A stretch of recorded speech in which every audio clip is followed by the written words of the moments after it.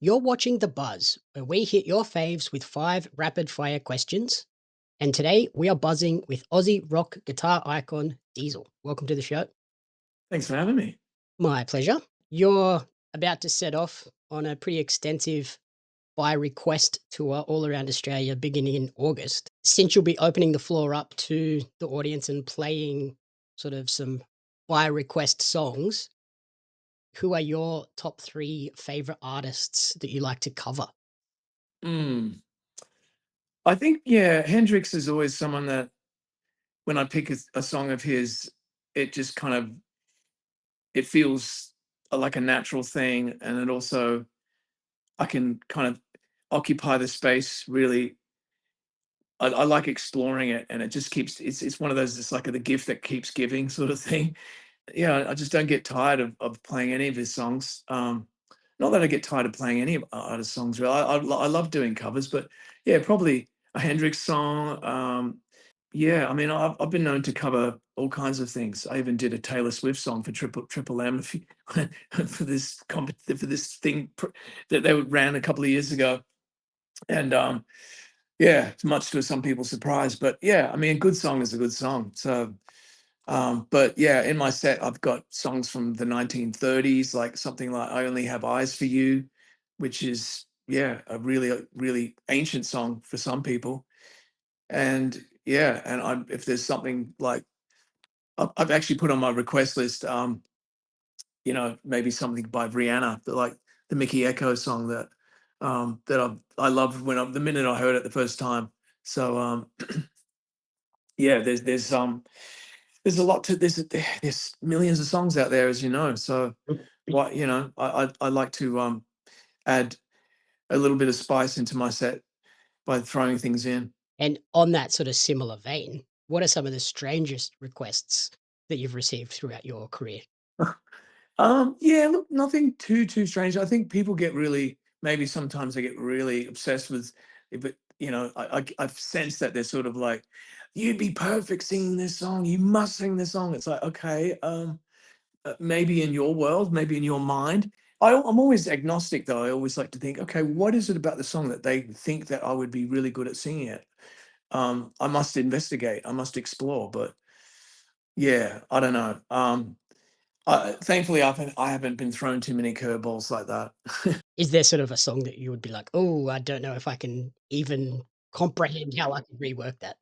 I got asked to do again. It was a radio promotion thing in a morning, and I think they had this thing on where they would get an artist on, and they would just throw the most. They would spin this imaginary wheel, and they would say, "Okay, do this song," and everyone would laugh and go, "Oh, that's a really uncool song. Oh, it's really not like the format because it's a rock radio station." And I got given a Barry Manilow song, and it was I mean, Barry Manilow is an incredible songwriter. Whether whatever you think of Barry Manilow, is people would say, "Oh, yeah, but it's really schmaltzy." Well, whatever. He's just an incredible songwriter. And the song was "I Write the Songs," and I looked at the lyrics and was like, "Wow, these lyrics are so over the top. They're so kind of like you know, like just over the top." And I thought I could turn this into a blues song. Like it has that kind of like blues bravado about it. That's just kind of like, yeah, just kind of like, so yeah, that's what I did. I made like a kind of like a Howlin' Wolf or Muddy Waters kind of vibe with the song. And I wasn't sure it was going to work, but it worked somehow. And they ended up playing it like a lot. People would say, "Oh, I heard that version of I Write the Songs again on the radio." I'm like, what? It was like something that I did at 7:30 in the morning one morning. But yeah, that was like a fever dream that just kept coming back. So then one more music question. What are your three favorite songs from your career that when you were looking back, putting the set list together went, "These 3 must be on this set list"? Well, I think as far as like how they came out and ultimately, yeah, it's always a kind of a thing with recording. Sometimes you record and you go, okay, that's how it's going to be. Move on, and it's not like you're not happy with how it came out, but they're a little bit like Polaroid, pictures. You just snap and they go in a drawer, and then you find them later, and you kind of yeah, it's just And then the song kind of, has a life of its own, and you play it many, many times. But that recording is, it's not the be all and end all, at least in my world, in my mind. But I would have to say maybe, the ones that I kind of think that I'm proud of, I guess, for want of a better word, it would have to be like maybe 15 Feet of Snow. On this last album, I would have to say Pasadena. I'm really happy how that came out. And yeah, sometimes they just reveal themselves. And yeah, you don't know until you get to the mixing stage and you go, oh wow, this is something that I didn't bank on. It's just suddenly it's just, it's really kind of, it's more than like, yeah, I bargained for. So I like being surprised like that. And one more would probably be All Come Together. I really like how that song came out. That's actually from the same album as 15 Feet of Snow. So I must have been doing something right on that record. Yep. And I imagine too, like sometimes it's not necessarily your finished product, it might be how it's received by the audience could also be Yeah, a big factor as well. Like, oh, I didn't expect that to be as popular with my fans as it turned out to be. that's always the way. You know, it starts with the recording, and the most time I ever wish for is like that, I end up being able to like listen to it, and it's gone so far beyond what I imagined that I can just like be a fan of it myself, sort of thing. Because you do end up having to hear it a lot of times in the process, and it's easy to get really burned out. It's just like I don't want to ever hear this again. But yeah, I mean, you've got to enjoy it. It's got to be a fun process because I think you can hear that ultimately. All the time and effort and everything that we put into, like, I mean, I can't believe the amount of time we used to put in, and this is almost laughable, but just on the last like 10 seconds of a song, like as it's fading, I don't do many fades anymore. Um, but sometimes that fade is the right thing. And yeah, you'd wanted all these little nuanced things to happen, and you didn't want the song to fade just like in a boring way. It had to be, because I grew up listening to records like that, and on the fade, there was always these little trinkets, these little ear candy things. You'd go, "What's that? What are they doing there? Oh, it's finished." It's just to kind of like take you out the door wanting, I mean, leaves you wanting for more, I think they say. So then I imagine when you're out on a long tour like this one, you're probably eating out a lot. What is your sort of cafe breakfast order? I'm personally Oh, a eggs Benedict and a latte guy. yeah, look, I eggs Benedict is a little rich for me. I appreciate that as a choice, but I tend to go for the scramble with spinach, all the vegetables on the side. Just like give me everything you have: mushroom, spinach, avocado, just anything, everything green. And yeah, I mean, I have to say we've got great cafes in this country. Like, what, speaking from someone who's traveled the world, I think we do. Like when I go to the States, for instance, I'm a little bit underwhelmed. Like even in like a place like Mhm. New York, where they've only just discovered avocado on toast in the last 10 years, I think maybe five. It's like, come on, guys. Yeah, we've definitely got cafe culture down. We also have coffee down, thanks to the European influence that we've had in this country. Our coffee doesn't suck, and yeah, it's I can even go to the smallest regional town. Like some of the best cafes that I know of are in places that are like, with populations of like 25, 30,000 people, even less. Any regional town now in Australia, you're going to get a good breakfast. Yeah, like the cafes where it's all made by one person out the back. It's all really Yeah, handcrafted and and I love how a lot of places are now doing, spinning their like local produce into it, so it's farm to table kind of thing.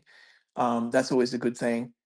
And yeah, it's just like it seems to be only getting better. Like, um, yeah, hats off to all the people that are like in the cafe industry, because I know you get up at like 3 or 4 in the morning, and you might be done by 2 or 3 in the afternoon. But it's a big day. It's not easy running a cafe, and people go, oh, you must make lots of money and blah blah blah, and it's yeah, but you're working your ass off.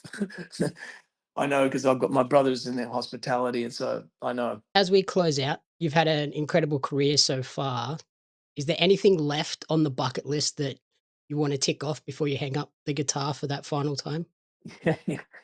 I would love to do a gig with like maybe, I have done some shows with an orchestra. I shouldn't say I haven't done this, but um, it was a little bit of a taste of it. But I would like to do, yeah, a show with where I get to kind of use an orchestra, um, incorporated into some of my songs. Because I do have a lot of songs that have orchestral elements in them, and yeah, it would just be a great tool. I think that would be really cool, and maybe a choir as well. Opera's just recently opened up that idea of bringing rock music in with orchestras, with Parkway Drive doing their show this year. It's kind of where I started, I suppose, too. Like I spent my youth kind of going to recitals on Saturday morning and playing my cello. I was in the WA Youth Symphony Orchestra, and so I have really good memories of that feeling, and I still love the sounds of those instruments. Of course, why would you not? And it still really resonates with me. So yeah, I do love an electric guitar, and a fuzz pedal. I do love that, but I do love the purity of the string and woodwind and percussion and mallets and everything. It's just crazy. Like I saw the Nutcracker Suite recently. I think it was like around Christmas time. I got treated to going to see a performance of that at the Opera House, and that soundtrack, that piece of music performed with all the real instruments, just was, I mean, the ballet itself was incredible. What they're doing now with lighting and staging in 2025 is just mind blowing. I mean, ballet dancers were on a level that was just, absolutely mind blowing. But what they do with staging and lighting and everything is incredible. I haven't been to the ballet for a very long time, and it was like, wow. Um, yeah, but the way the orchestra sounded was just like it made me go home and want to like pull out all my little toys that I have upstairs that make those kind of sounds. Just yeah, I mean, it's a great piece of music to start with, the Nutcracker Suite. But yeah, that's just yeah, it's really inspiring seeing stuff like that. Awesome. Alrighty. Thank you, Diesel, for No joining me worries. on the Hive. Where is the best place for people to stay up to date with all of your work? Really easy. Diesel Music, one word, dieselmusic.com.au. That's got the links to everything. And of course, just check us out on Insta and Facebook. But I'm mostly yeah, on those two platforms, but our website's kind of for all the ticketing and info on this tour that's coming up. That's the one.